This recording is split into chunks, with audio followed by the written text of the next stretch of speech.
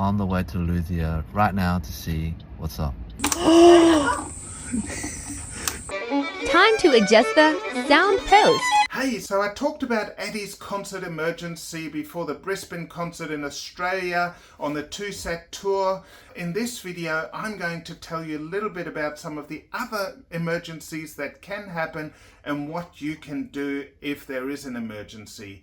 Obviously, one of the biggest things you can do is just to keep having your instrument serviced regularly. That's super important. So if an emergency happens, here are some ideas and some things you can do and some of the emergencies that happen.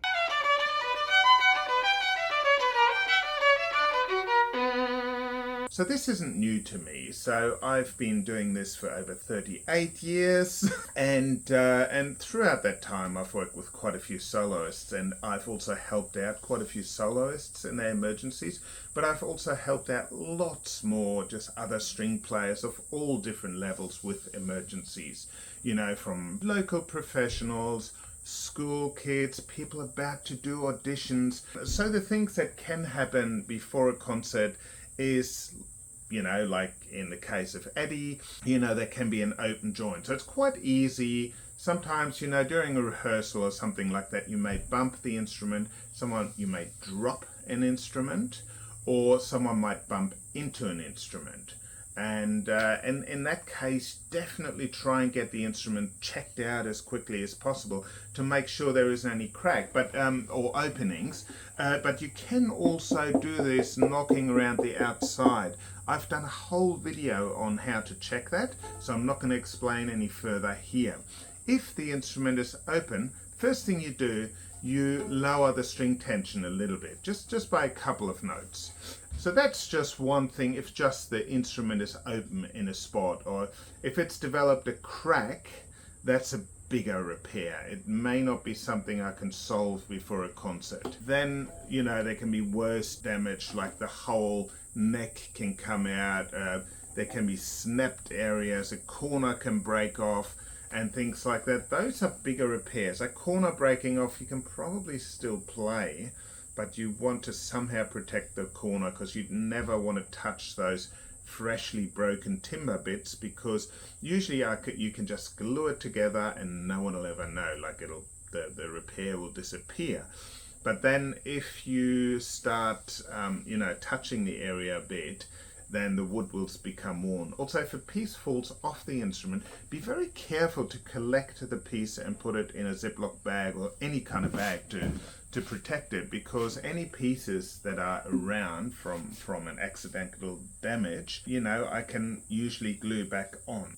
So the emergencies that can happen is strings can break, the bridge can break, the instrument can open, or something like that. All of these have to be sorted by a violin maker. It's good to have an opportunity for an emergency instrument. You know, also when you have a gig, always when you have a gig coming up or something like that, it's good to have some form of backup. You know, it might be a friend that you know that you can ring or something like that. If it's really important, just, you know, get a backup into place. If it's something small, ring the violin maker as soon as you can, because they might be able to do something. It doesn't always work. Sometimes they're busy, sometimes they're closed. You know, often concerts are on the weekend, so violin makers may not be open. Some other accidents that can happen can be during the concert. So I've seen strings break during the concert and the player actually didn't have a spare set. Luckily there was an electric same instrument on the stage, and they just swapped out the string. So I went to that concert and I actually managed to get a spare string delivered to the concert hall in the intermission, and these things happen. Yeah, so strings can break, fingerboards can fall off. Like, be really careful, because in high humidity instruments can like fall apart, things can open and things like that. I had a situation up in North Queensland in the tropics where a French violinist came over with a beautiful old Italian, very valuable violin, and it just busted at the seams. Like, it had so many open seams. and I was up there helping with repairs and things, and I got the instrument after the concert at 10:30 p.m. I glued all night, and it was so humid at the time. I was able to somehow keep it dry. So I did a session of gluing before midnight. I set an alarm for 3 a.m. I did another session of gluing, and I delivered the violin to the player. I think it was 8:30 or 9 a.m. the next morning, just in time for their next rehearsal and concert. It was crazy. Now, how do you prevent this? Look after your instrument. Make sure you get your instrument serviced regularly. Obviously, accidents you can't help. Some of this damage, like that French violinist, if he'd had his instrument serviced beforehand, the maker would have noticed all that. So make sure you get an instrument serviced well before an important date. Like if you have an audition, an important concert, or anything like that, make sure your instrument is serviced and looked after well before the concert, and give it 2-3 weeks. Make sure you give your violin maker lots of notice, because you want to give the instrument a bit of time to settle in afterwards. Anyway, hope it doesn't happen to you. It was a pretty mad situation, and Eddie was so happy that we managed to get it all sorted and finished. So hope this helps a little bit if you're ever stuck in a jam, in a difficult situation.